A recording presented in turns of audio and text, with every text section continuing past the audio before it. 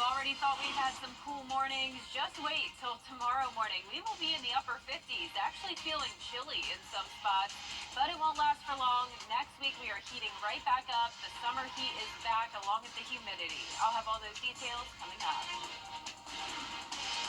Right now on News Channel 6 at 7, the aftermath of Debbie, why mosquitoes are such a big problem in Bamberg County.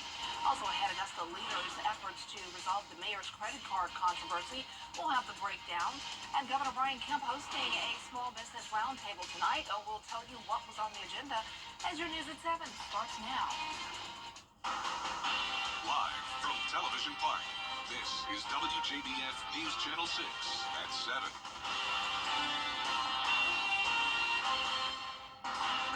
Everyone, you're watching News Channel 6 at 7. I'm Dee Griffin. Thanks so much for joining us. Coverage you can count on begins as it's been 2 weeks since Bamberg County issued a code red alert following Tropical Storm Debbie. But now another issue has come up due to the flooding. Graham Lee has the story. Bamberg always welcomes visitors, except when they're mosquitoes. The bugs are typical for this time of year, but people who live here have seen a big increase in the mosquitoes because of all the rain they've gotten in recent weeks. It's quite overwhelming for a lot of residents, yes. Alicia Moore says the mosquitoes only add to the problems facing the county following a significant amount of rainfall from Debbie. I think overall we probably saw over 20 inches of rain, and a lot of residents saw equally that amount of flooding in their yards, under their homes, and in their backyards. To protect the community, they're urging homeowners to trim overgrown bushes, clean overcrowded yards, and remove buckets, tires, and anything that can hold water. It's also crucial because there are some areas where crews still can't reach. Residents on those dirt roads, we can't get in there to make any type of repairs until that water completely recedes. Farrell Pulaski had to deal with a swarm of mosquitoes while working on one of the nearly 20 roads that are closed due to the storm. Oh, it was terrible. I mean, once we get done dumping and unloading the trailer and get back in the truck, it's full of mosquitoes. You have to roll the windows down, get back to Bamberg. We only have so much manpower, and we can't get to everybody at the same time. So just keeping that in mind, everyone being patient while we all work together to resolve the issues that are going on around us. Moore says following the code red alert that was issued 2 weeks ago, people living along the Edisto River Basin are still seeing flooding. She's encouraging them to take pictures of any damage. That way they can report it to the Federal Emergency Management Agency. In Bamberg County, Graham Lee, WJBF News Channel 6. Time now for a first look at our weather, and here's Chief Meteorologist Jenna Petracci. And it was a nice day out for not only the mosquitoes, but the people. Yeah, that's exactly right, Dee. I mean, beautiful August weather. It is not feeling like August whatsoever. We have plenty of sunshine here as the sun is getting ready to set. You're taking a look at our Terry Lambert Hyundai Skyview Cam in Swainsboro. A bit breezy, and today we didn't have any rain at all, of course. It's been very dry lately. High of 86 degrees. That is 6 degrees below our average of 92, nowhere near our record high of 107 back in 1983. But check out that record lowest low set back in 1998 of 57. We came close to that with a low of 61, and it's possible we could tie our record lowest low tonight. We'll get into that in a moment. But right now our temperatures are in the low 80s for the most part. 81 in Augusta, Barnwell, Allendale. Evans, you're 83, 82 in Swainsboro. Wrightsville, you're 84, 82 in Edgefield, and 81 as well in Waynesboro. Dew points fell all the way down into the mid-50s in some places today. Getting a little bit higher now, up to 57 in Augusta and Aiken. Some 60s as well, but overall some very dry air in place for us with barely any clouds.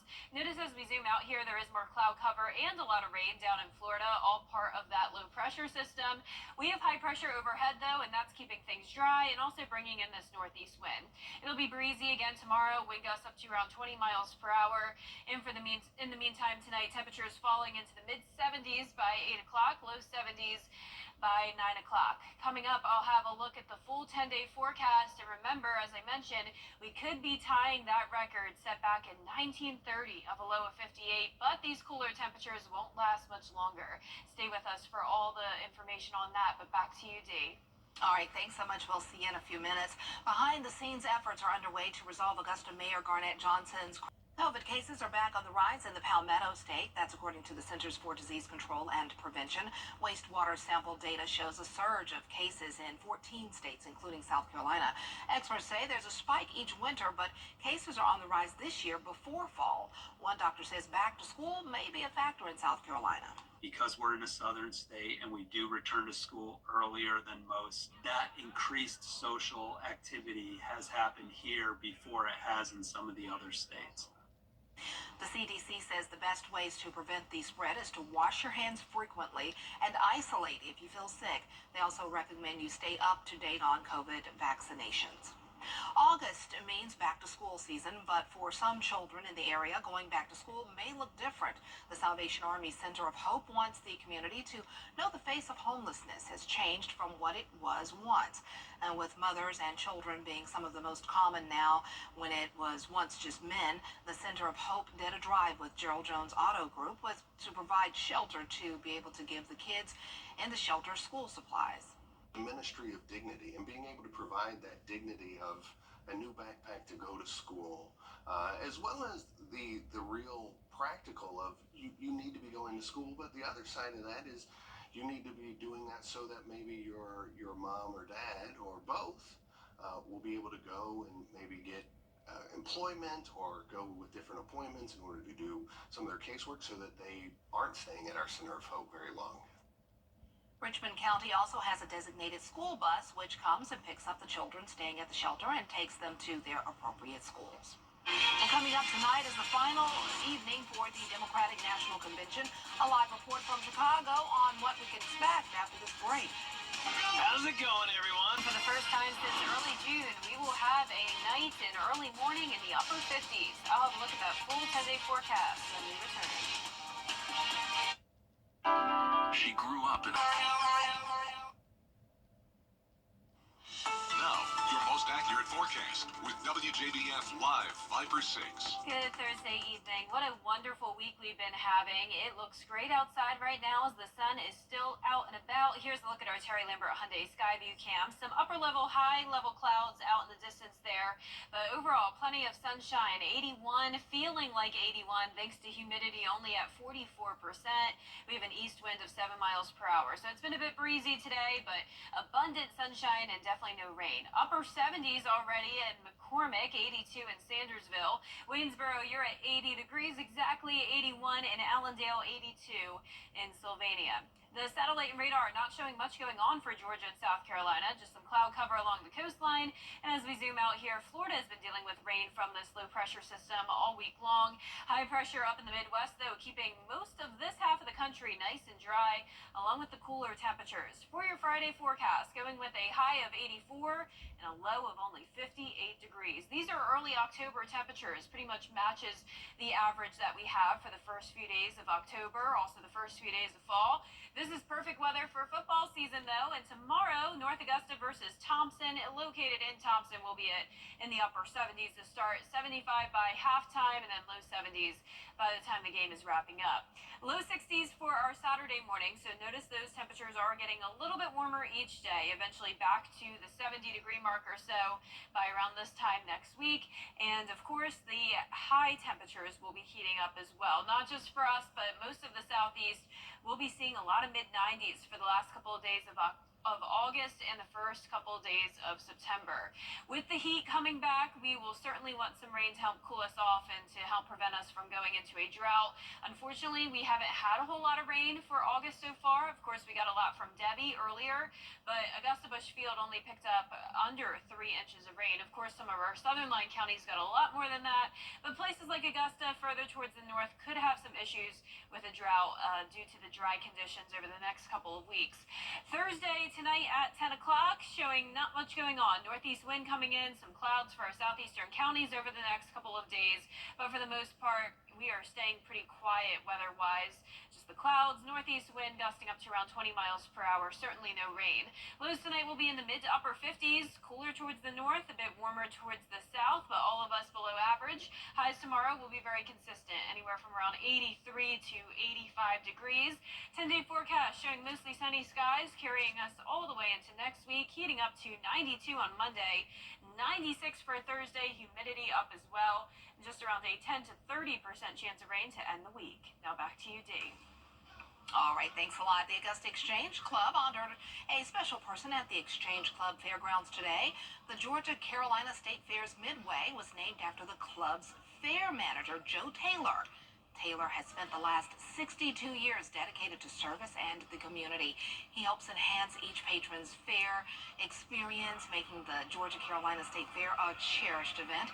The Georgia Carolina State Fair, by the way, is back this year from October 18th to the 27th, and we can't wait. And congratulations to Mr. Taylor. Can't wait to be on his fairway. Well, still ahead, MCG is looking to keep astronauts safe in space, and we'll have a look at how the AU Cyber Center is preparing for the wars of tomorrow when your News at 7 continues.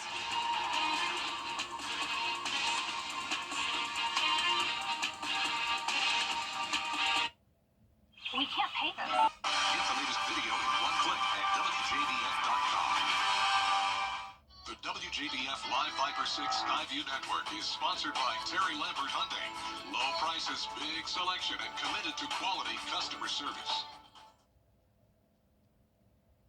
Doctors at the Medical College of Georgia are working with a private human space flight mission to space next week. Bria Smith spoke with researchers about their part in the mission. As the world really is starting to look for further and further space travel and people are setting their sights on Mars, there's a lot of challenges to long-term space flight. This is one that is directly related to the astronaut, as you can imagine. Dr. Matthew Lyon was interested in learning more about spaceflight-associated neuroocular syndrome, or SANS. And so I made a proposal to Polaris Dawn to investigate our mechanism of using ultrasound to make that diagnosis up in space, and they thought it was interesting. So I get to go have an experiment with Polaris Dawn next week. SANS impacts more than 70% of astronauts, causing what doctors think can lead to structural changes in the brain, ultimately causing changes in vision. Specific to low gravity space flight, it is most likely induced by the fluid shifts in the body. So when you're on Earth, gravity pushes fluid down, but in space, fluid can float up. And our mechanism that we're investigating with ultrasound is that there's fluid around the optic nerve behind the eye. And certain people, because of injuries or prior concussions, can have that sheath, the optic nerve sheath, or that space expand. Dr. Lyon and his research partner worked with Ursus Medical Designs, LLC, to build the 3D ultrasound machine. And they developed a specific ultrasound for space flight for this. So it was a big deal to get another company to build an ultrasound to go to space, to look for something in a way that is not a normal ultrasound. That mission is expected to go up Tuesday around 3 a.m. In Augusta, Bria Smith, WJBF News Channel 6. Absolutely. A big focus on national security at an Augusta University event today. There was a conference for the U.S. Army Cyber Center of Excellence at the university.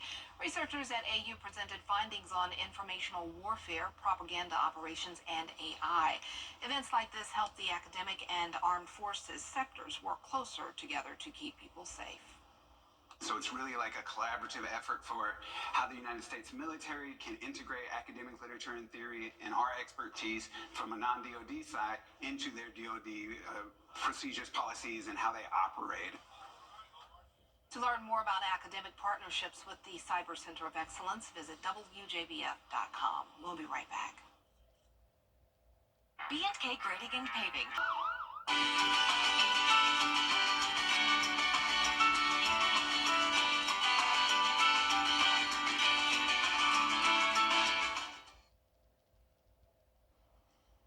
Well, it's time to vote for our Football Friday Night Player of the Week. This week's nominees are Lakeside's Ty Jones, Burke County's Amari Williams, Cross Creek's Cam Nixon, and Harlem's Giovanni Arroyo. I think I pronounced that right. Sorry, Giovanni, but I think it's Arroyo. The poll is on, he's a great player. The poll is on WJBF.com. I don't know, but I'm assuming he's a great player. Hey.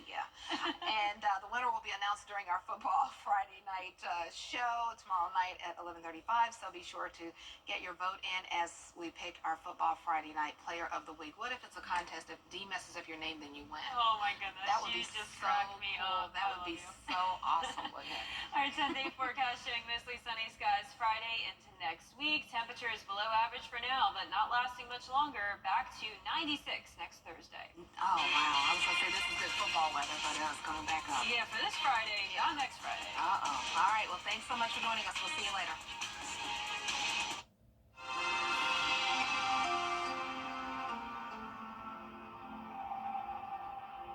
At Fraser Roofing.